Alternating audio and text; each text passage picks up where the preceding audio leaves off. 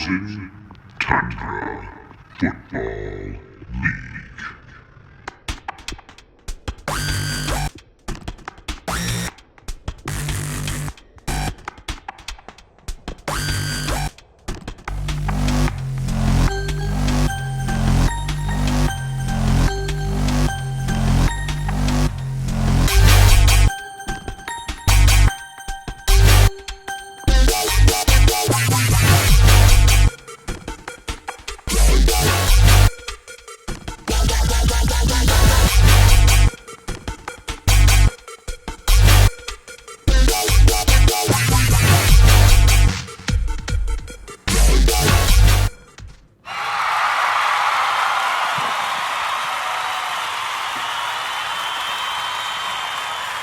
Why, hello and good evening to each and every one of my friends and fellow FTFLers.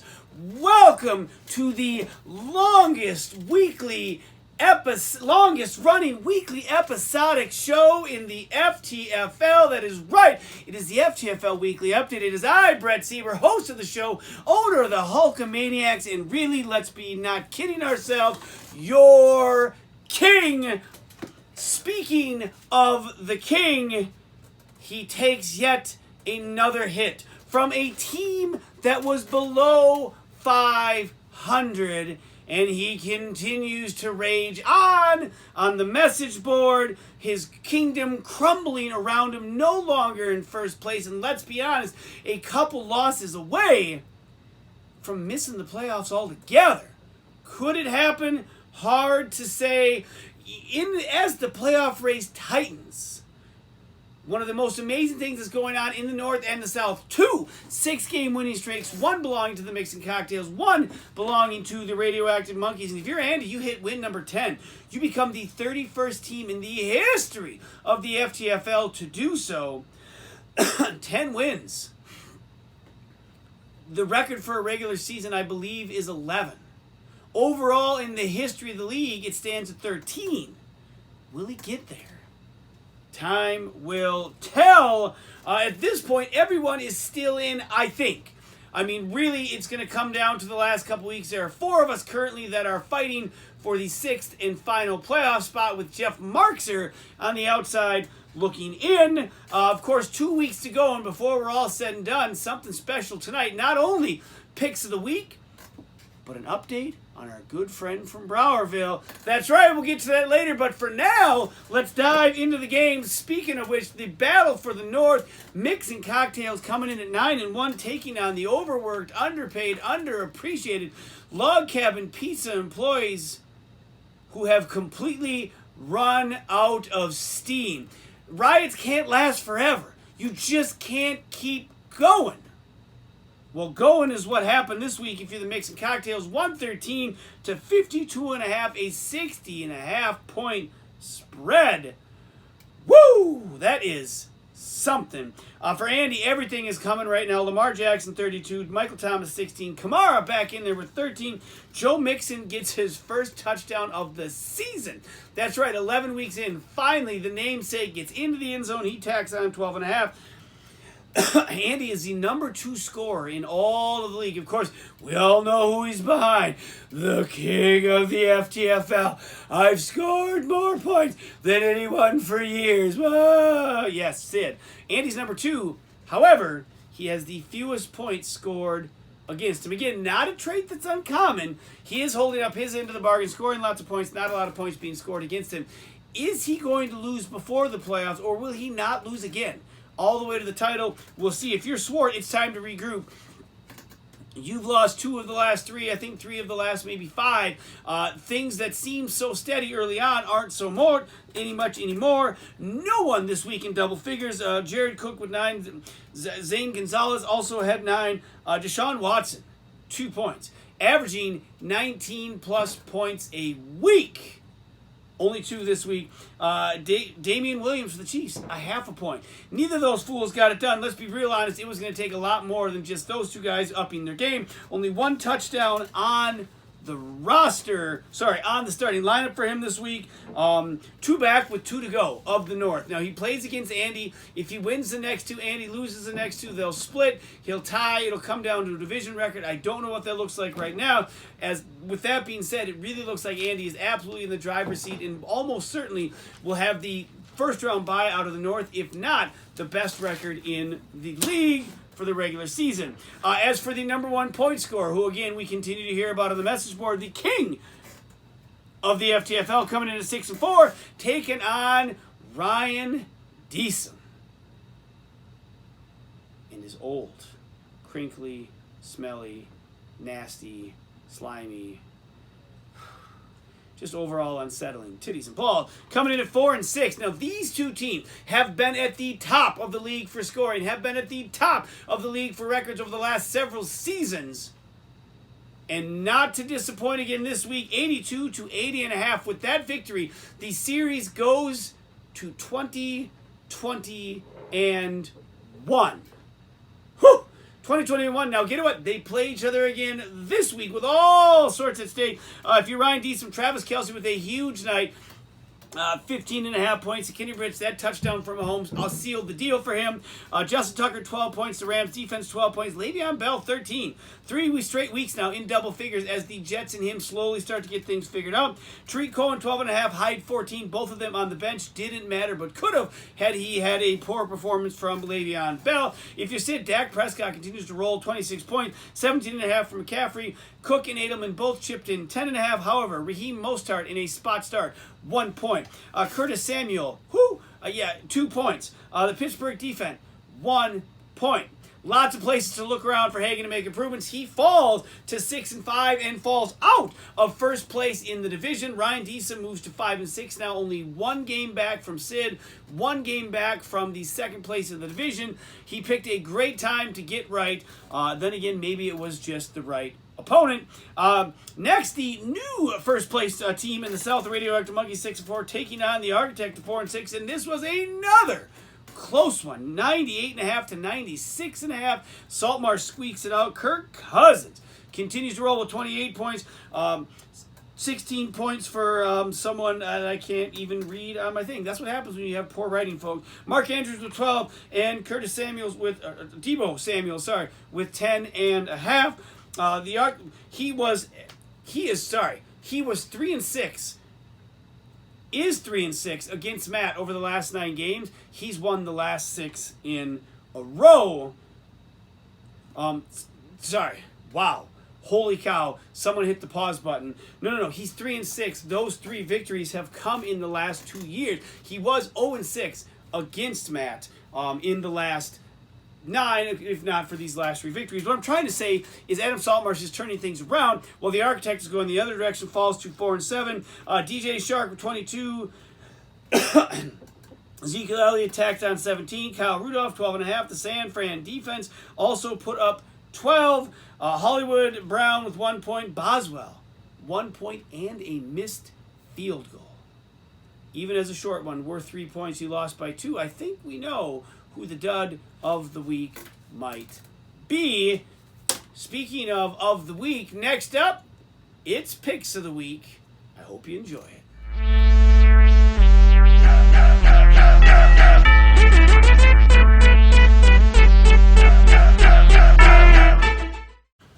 All right, well, welcome to our Picks of the Week segment. I am right now absolutely floored with who they're telling me. Are you sure? You're sure this is our guest? All right, well, I can't believe it's actually going to happen. He's not even... I didn't even think he was alive. But ladies and gentlemen, boys and girls, I bring to you our celebrity guest picker of the week. None other than the Macho Man, Randy Savage. Ooh, that's right, I am the Macho Man that's right here to make the picks. Soothsayer extraordinaire, fortune teller, I am the magic 8 ball. I am not a sheep, I am the shepherd. You follow me and you'll get it all right.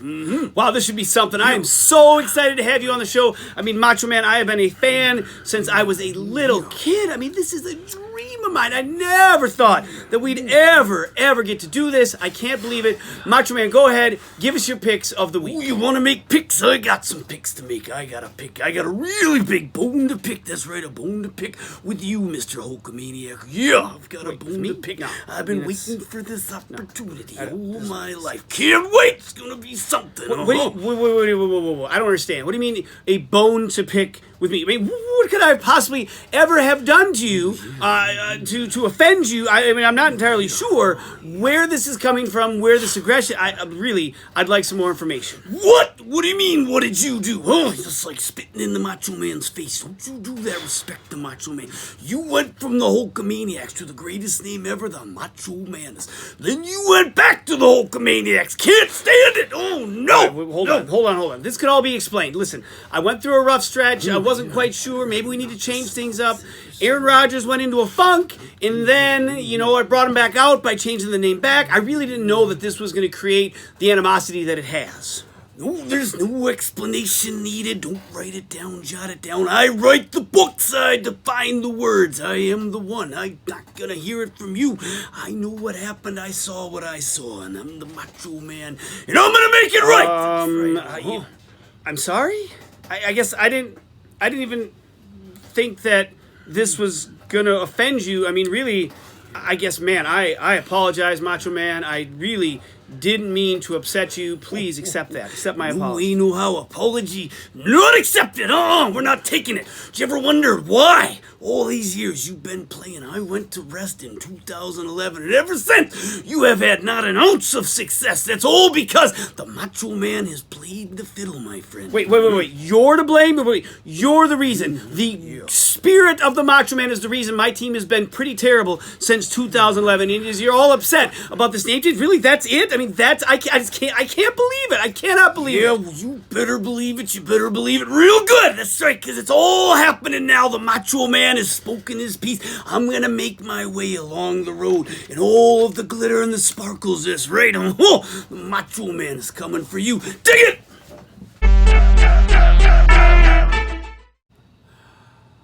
All these years, I thought it was just bad luck. And now I find out it was the ghost of the Macho Man. I'm not entirely sure how I'm going to solve that problem.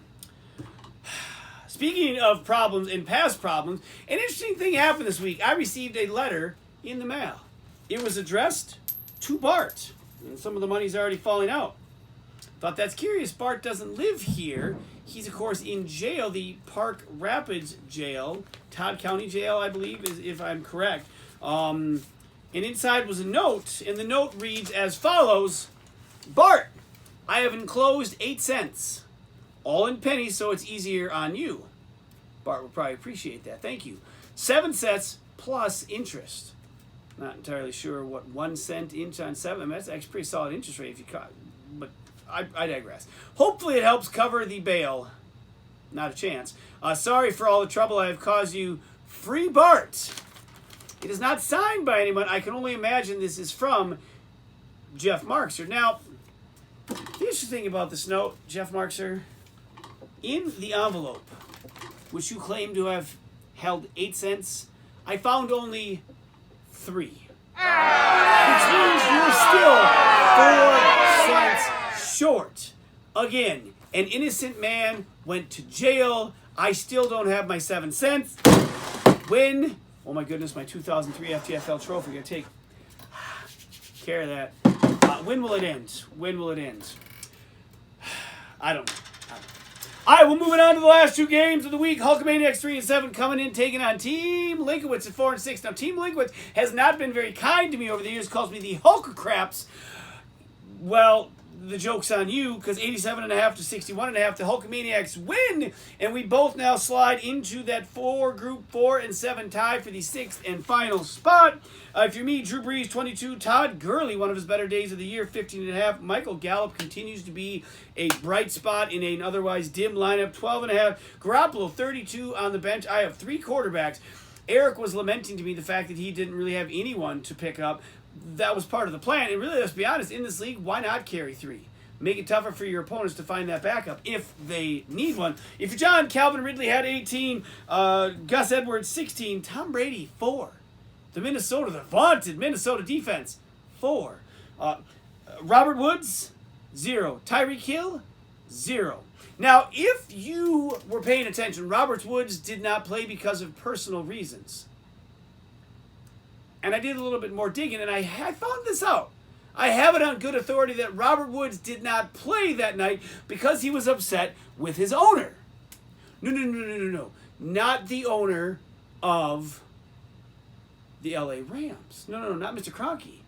He's mad at you, John Linkowitz. Why? Why is he mad at you? Oh, I'll tell you why. Once upon a time, there was no room for Adrian Peterson on your fantasy team. Not a chance. Adrian Peterson, that guy hits children. There's no place for that on my team. Until desperate times called for desperate measures and the morals were shoved smooth off the table and you brought Adrian Peterson in and you started him and Robert Woods said no. Now, I don't know if Tyreek Hill was really injured or maybe he too was taking a stand. It serves you right, Linkowitz. It serves you right. Lastly but not least, in the Pack Attack, the 3-7 Bowl taking on Mana, 3-time Lucky Pants champ, and you still owe me 4 more cents. Mana, 3-7. Eric coming in, 92 points this week. Not maybe even as high as the season. I got to really look that up. Actually, I don't think so. But just obliterated Marks, who scored 55 points. If you're Eric, 20.5 points for Stephon Diggs, who he almost traded to Jeff Markson for David Johnson once upon a time. Jeff said no. What could have been? Mark Ingram, 17.5. Phillip Rivers, despite his 4 interceptions, which would have been, negative 8 points for that. But Jeff, we don't count negative points for interceptions. Allen chipped in 14 for Jeff. Baker Mayfield, 20. Will Lutz, 11. James Conner, half point. David Johnson, 0 points. Once upon a time, Jeff Marks's team was running back university.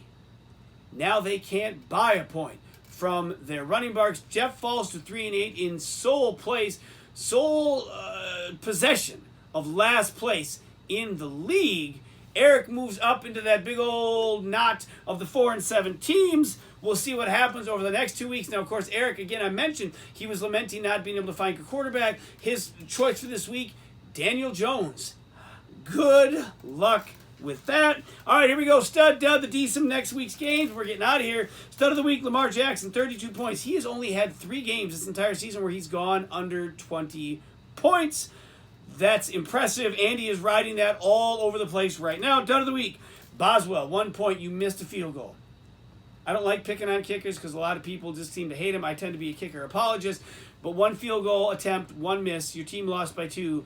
I don't have to be a math teacher in Browerville to know that was the difference. Not much for D-Sims this week, so we're not going to nominate anyone. All right, here we go. Week 12, a couple rematches. It's rematch week.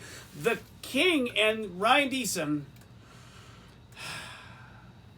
and his bottom shelf sitting next to the Kharkov in the plastic bottle, titties and balls, at 5-6. If Ryan wins this, they're tied.